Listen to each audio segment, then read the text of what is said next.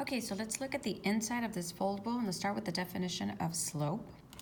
Slope, basically, if you think of a mountain, it's actually the steepness of a line. So right here where it says slope, just write the steepness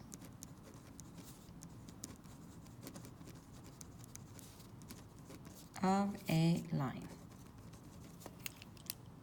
Now, slope can be, I guess there's a lot of words that they use for slope, especially on STAR. And some of these are the following: rate of change,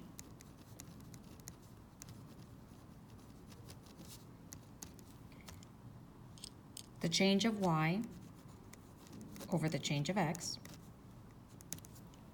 and of course we can write it in words so that you know that that little triangle basically means the words change of y over change of x.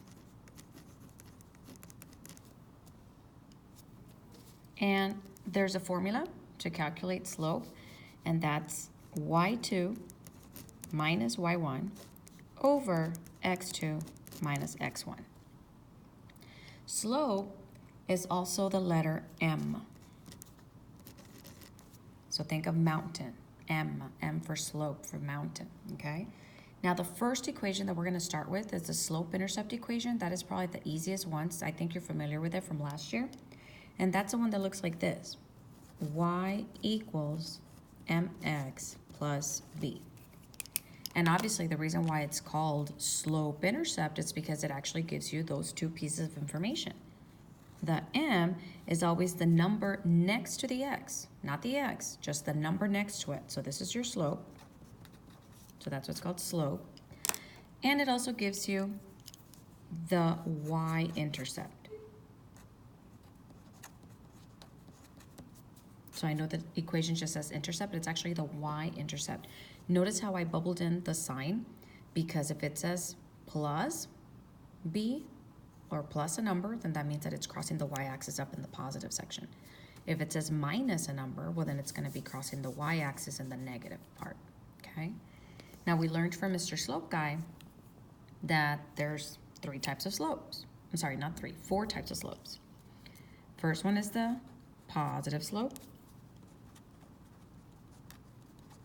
And why is it the positive? Because if you read it from left to right, what's it doing? It's increasing. So put right here, it's increasing. The next one, the negative slope. So from left to right, it's going down, so it's decreasing. So this is the negative, because it is decreasing.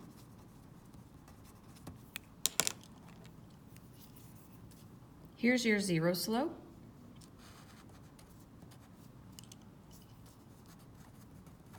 And it's basically a horizontal line.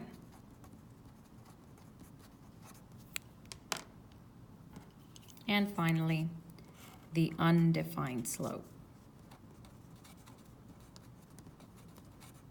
And that's a vertical line.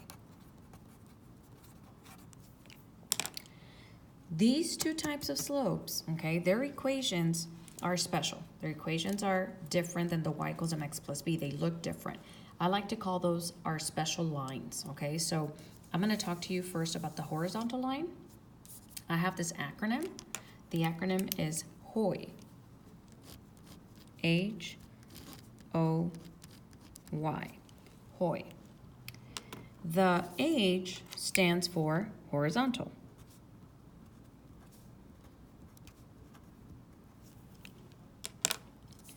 The O is really not an O, it's actually the number 0, okay? Because all horizontal lines have a 0 slope. There is no incline, so it's just 0 slope. Okay, just like that.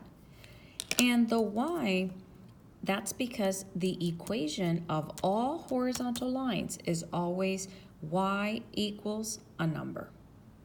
Y equals a number. There's nothing else on it, okay? So it could look like this. Y equals 7. Okay, for example. But it doesn't always have to be on that format, okay? We know how to solve equations. So if I wanted to put this guy over here on the same side, he's positive, now he's going to become negative. And now I will have nothing on the right. As long as all you see is a Y and a number, Nothing else. Notice there's no x like over here, like in the y equals mx plus b. Y in a number, that is a HOI. That's going to be a horizontal line with 0 slope, okay? And I can rewrite it.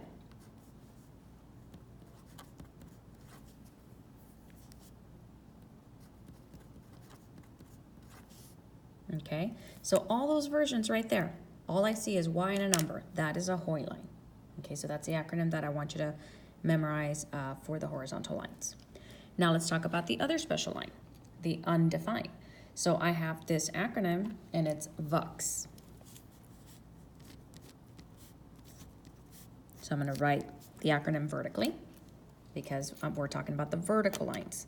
So obviously you know that the first letter stands for vertical.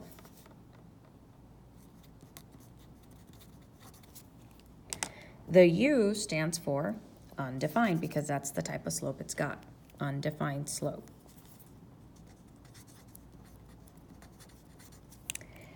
And the X, just like in HOI, the equation was y equals a number. Well, guess what? The vertical lines, their equations are always x equals a number. Okay, so as long as there's just x's and numbers, nothing else, just x's and numbers, and they could look in several different ways. So for example, I could have x equals 3, or x minus 3 equals 0, x plus 3 equals 0, 3 minus x equals 0. As long as your equation only has numbers and the x, that makes it a VUX. So if I ever ask you, what is the slope of x plus 3 equals 0? In your mind, you should be thinking, oh, that's a VUX line because all I see is x's and numbers, so then undefined. Okay, so keep that in mind. Now let's talk about the word steepness. Steepness refers to the incline. Okay, so for example, something like this would be called steep. Okay, it's pretty steep. But then this would be steeper. And of course, something like this would be the steepest. So the closer that line gets to becoming a vertical line, the steeper that it's getting. Okay, so it's a lot of information. So we're going to use all of this right here to look at slope in different representations. So here we go. Finding the slope from an equation. Now, if you look at all your equations here, they all start with the y equals, okay? So for number 1, y equals mx plus b. Okay, it's in slope-intercept form. So if they ask you for the slope, it should be very, very, very easy to find because we discussed right now that the slope is always next to the letter x. Okay, so here we go. This is your slope, and this is your y-intercept. Notice that I'm highlighting the sign of the y-intercept. So let's highlight it first, and then we'll make a little key. Y equals x. Number one mistake, students want to say, oh, that's a HOI, that's a VUX. No, remember, HOIs only have y's and numbers, no x's. VUXs only have x and numbers, no y's. As soon as you see both letters, y's and x, it's a regular line. The slope is there, you just can't see it because remember, they don't like to put the ones. But there's a number 1 next to your x, so the slope is 1. Look at the third one, y equals 5 minus 2x. The number next to the x is your slope. So in this case, it'll be a -2. Notice I included the sign. The first one, the 5, that's your y-intercept. And then on the second one, the number next to the x is your slope, +3/4. The y-intercept is the 8. So the pink are your slopes.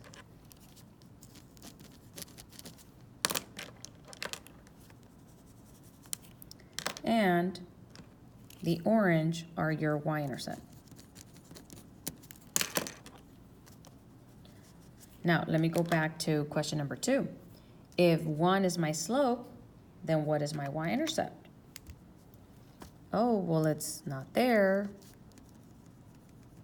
because it's a 0. So that means that it goes to the origin. Okay, so that's how you find slope and y-intercepts from the slope-intercept equation. Very straightforward. Now let's go to how do you find slope from a graph? Well, you gotta pick two perfect points. And when I say perfect points, you gotta pick those points that are crossing right through the corners of little squares, okay? So for example, that right here would not be a perfect point because it's not crossing through the corner. Perfect points are like this one, 0, 3, and like 2, 0 right here. And then what do? Well, we do something called rise over run, which I feel like you should be familiar with from last year. So if you want to put it up here, rise over run. So the rise refers to the y, the hops on your y-axis, and then the run refers to your x. So here's what you would do, okay? You would go here and do the y first. So up or down to get to this point. Well, I've got to go down 1, 2, 3. So 3 over, how many do I have to go to the right? 1, 2. There it is. Now, the last thing you have to do, this is what students forget is, well, what kind of slope was it? Oh, well, let me see. Was it a positive slope? No, from left to right, it is decreasing. So it's a negative slope. So I need to put a negative on my fraction. Where? Doesn't matter. You can put it on the top, you can put it in the middle, you can put it on the bottom, I don't care. You just need to put a negative because this is a negative slope. And there it is. Okay. Now let's go right here. How do you find slope from 2 points? And when they're not graphs, so we don't have the graph here. So here we have to use the formula. This formula will be given to you on the math chart. And here's what it says. y2 minus y1 over x2 minus x1. So labeling your points is going to be crucial here, okay? So this is 1 point. This is the second point. So this is the first point. I'm going to call this x1, y1 because that's my first point. That's why I'm putting the little ones. Every point's made up of an x and a y. Over here, this is going to be x2, y2. And then I'm just going to fill in my information, okay? So right away, I like to do this. My equation, my formula, is a fraction that requires subtraction on the top and the bottom. So I like to do that part already. And then I fill in my numbers. So y2 was a 12. So there it is. Then y1. Well, y1 was a 4. There it is. Then x2 right here, a 6. And then x1, a 0. And then I just solved the problem.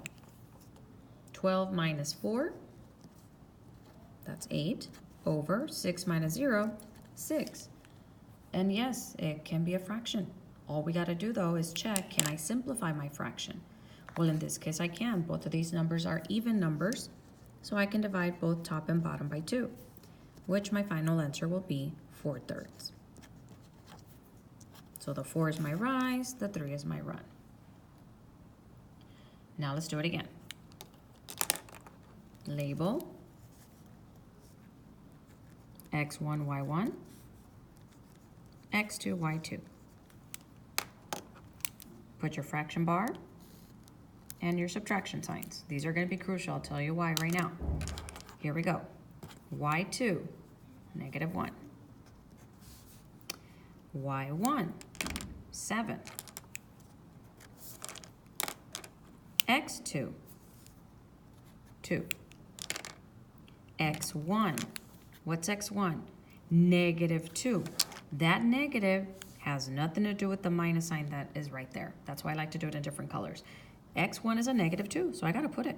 Negative 2. Okay, and now I solve. Let's see. Negative 1 minus 7. You owed me $1 and then you borrowed another 7 from me. Okay, so like this. Negative 1, negative 7. Same signs, add them up and keep the sign. Well, that gives me negative 8. What happens when you have a minus and a negative next to each other? Hopefully you remember that that is going to turn into a plus. So now I'm going to have 2 plus 2, and that's 4. And then I check if either I can simplify it and come up with a fraction in simplest terms, or I can actually get a nice little whole number. So negative 8 divided by 4 is negative 2. Or we know that every number is a fraction with a 1 as the denominator. This and this are the same thing. Okay. Last one, finding slope from a table, same thing. Just like this one, we needed 2 points so that we can use our formula. So we need 2 points here, whichever 2 points you want, okay? I personally would definitely pick 0.1, 2, because they're positive numbers. I know sometimes you guys hate negatives, okay? So if there was another one that was all positives, I would pick it. But there isn't. I see negatives in all of them. So it really doesn't matter, okay? I'm just gonna go with the first 2 then.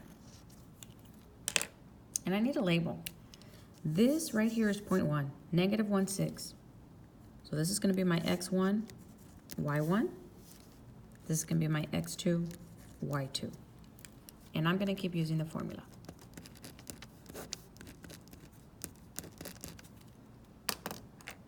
And don't forget, fraction bar, subtraction signs. Here we go. Y2 first, so that's a 2. Y1 second, that's a 6. Oh, should have done a different color.